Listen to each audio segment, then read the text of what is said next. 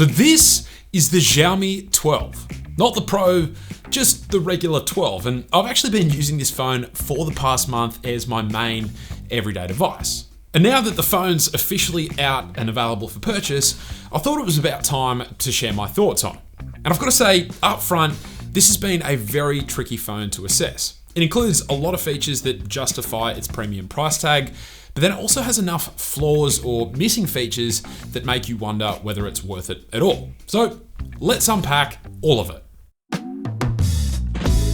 Starting with design, and straight out of the gate, this phone does have a very modern and clean look and feel to it, which I quite like. But I will say, coming from last year's Xiaomi Mi 11, which this phone is kind of the spiritual successor to, the 12 here does feel a little more, I guess, plain would be the word to describe it. Over the past 6 to 12 months, we've started seeing some pretty unique design choices, like the Pixel 6 devices from Google or the Oppo Find X5 Pro. Even last year's Mi 11 Ultra had that massive camera unit on the back. And so in comparison to phones like those, the Xiaomi 12 feels very safe. And on top of that, I'd even go as far as to say it feels almost like a completely different phone from the Mi 11 in terms of design. For one, it's quite a bit smaller, and where the Mi 11 was quite a large phone, this one definitely feels much more compact in comparison. I actually think this is a welcome change because the Mi 11 was nearly identical to the Mi 11 Ultra in terms of size, so it's nice that we have a smaller option in this new 12 lineup. As well as that, whilst the 12 has this really nice, smooth textured glass panel on the back, it actually feels a little more plasticky in comparison to the frosted glass finish we had on the back of last year's Xiaomi Mi 11. Now, one improvement they have made with the 12 though, is that the side rails are now matte textured and not glossy, which I think makes a huge difference as to how this phone feels in the hand.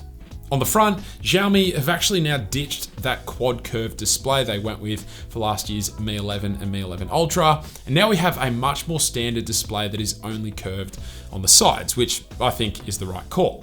Much like the Mi 11, there is also still no IP rating with the Xiaomi 12, and to be completely honest, at this price point, I think that's a little bit disappointing.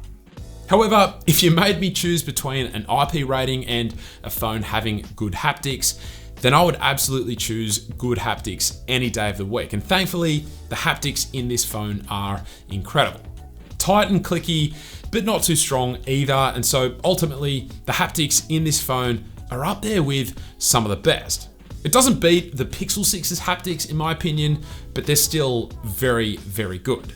The fingerprint sensor is also very fast and reliable. However, for some reason, they've made the odd choice to move the position of the sensor down towards the bottom of the phone. This is actually what OnePlus did with their phones last year, and they got a stack of negative feedback from almost every reviewer about that change, and thankfully OnePlus did listen and they moved the sensor back up with this year's OnePlus 10 Pro.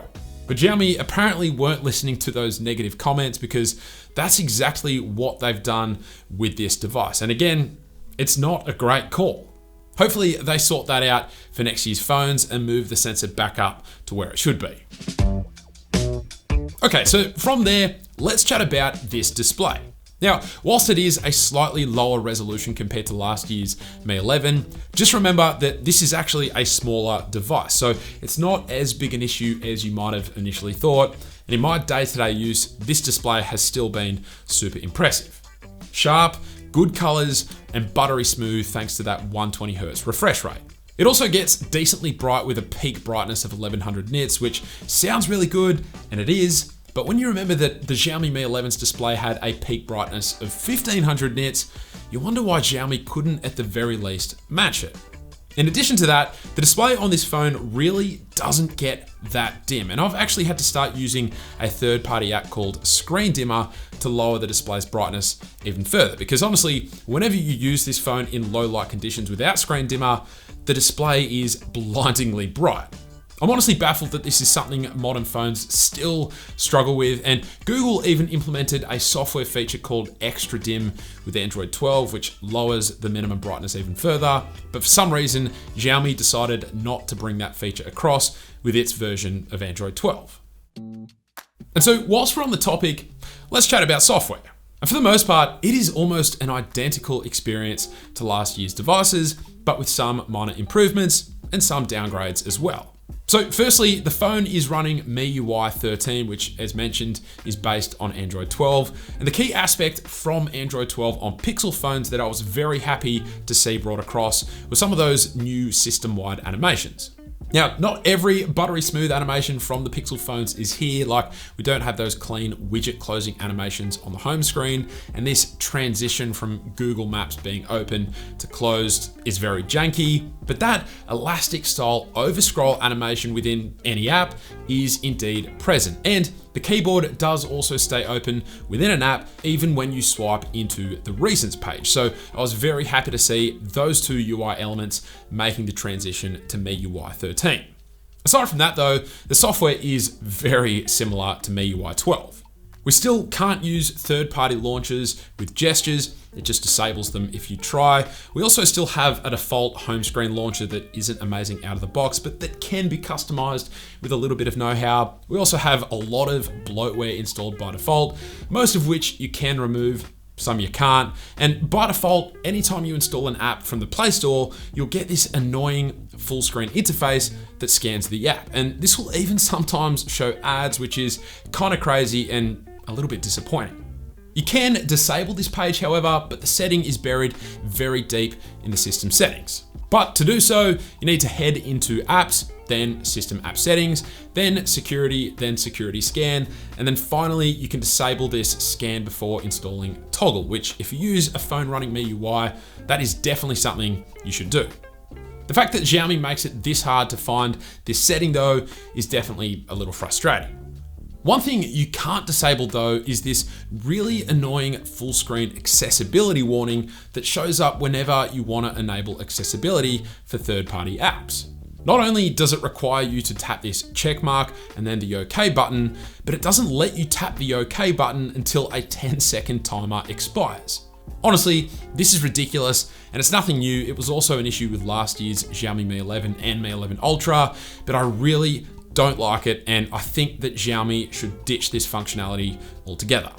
Another thing I really don't enjoy with this software is that notifications don't stay on the lock screen after you unlock the device. It's actually one of the bigger issues I have with iOS, and even Apple acknowledged the issue by introducing a new feature called time-sensitive notifications with iOS 15, but there is no such option with MIUI. And it just means that if, like me, you're someone who relies on remembering notifications by keeping them on your lock screen, well, that's not possible with MIUI in its current state. And then the last aspect of this software that really grinds my gears is the system share sheet, which for some crazy reason doesn't allow you to copy links as text. It's got every other option in the book, but not this really basic one, which is super annoying.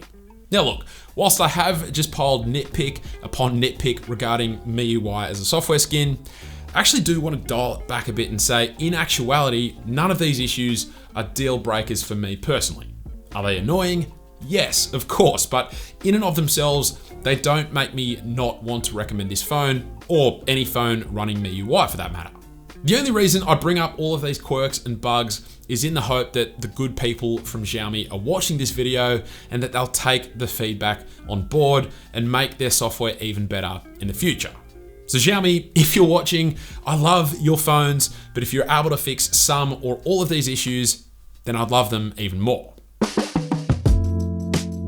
Now, given that this device has nearly the same size battery as the Mi 11, but also a display with a lower resolution, I would have thought that that would equal improved battery life. But even after a month of using this phone, which is plenty of time for the adaptive battery to learn my habits and kick into gear, I can barely get this thing to last a day. In fact, pretty much every single day has required a rejuice at some point. For context, usually it's sitting at about 20 to 30% by around 5 p.m, and that's after a work day with fairly light use.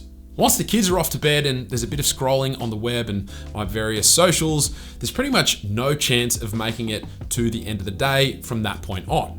Now, it does have fast wired and wireless charging, which is appreciated, but I think it's the disparity between specs and real-world performance that disappoints me the most.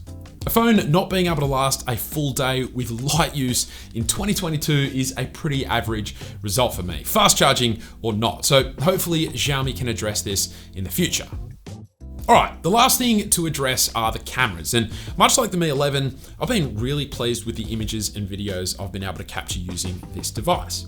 You get two main lenses, a 50 megapixel main shooter and a 13 megapixel ultra wide, both of which capture really impressive shots in pretty much all conditions, with images having that sharp, punchy, yet not overly processed look to them, which I quite like. I will say portrait mode images are a little extreme for my taste, so I've largely avoided using that feature. But then aside from those two lenses, you do also get a third 5 megapixel telephoto macro lens. And don't let the word telephoto fool you there. This is not a standard telephoto lens.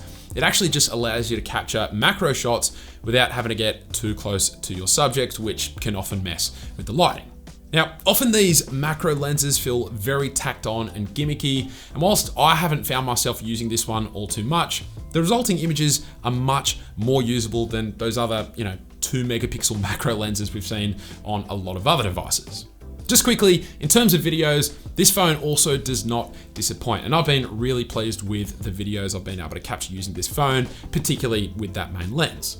Colors are really nice, the image looks super sharp, and you can even get some nice natural depth of field when shooting with the main lens thanks to that bigger sensor.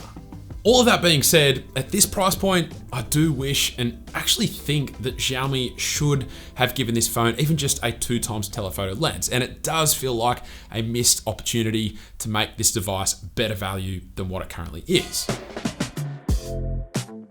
And that's really the tale of the Xiaomi 12. It seems like a phone that should offer more than what it does. Whilst we don't know for sure the pricing of the phone in US dollars because it's not actually available for purchase directly in the US, it does seem to sit somewhere between that $700 to $800 price tag, which makes its main competitor the regular Galaxy S22. And if you go with the Galaxy S22, you get a brighter display, a 3x telephoto lens, an IP68 dust and water resistance rating, and dare I say, a slightly less frustrating software experience. Now, the S22 also has a smaller battery, but in real world performance, the two phones actually perform pretty much the same. Look, despite how it might seem, I've actually really enjoyed my experience with this phone, and I think that most people buying it won't be disappointed. I guess I was just hoping for some more tangible upgrades over last year's Mi 11, things that would have made this phone a much easier recommendation. That phone was already a tough sell at its price point, and the competition has gotten even stiffer since. And so, given that this phone has made very few improvements over its predecessor, it does make it tricky to recommend. If you're a big fan of MIUI and you're in the market for a new phone at around this price point, then I don't think you'll have any regret buying this device. But for me, if Xiaomi don't plan on making any drastic improvements to future iterations of this phone going forward, then I'd love for them to just straight up drop the launch price and make this a value champ. Could you imagine if they'd made this phone the same price as the Pixel 6 at launch? That could have been a game changer and definitely would have gotten a lot of people talking. But alas, they didn't, and so now we can only imagine what if.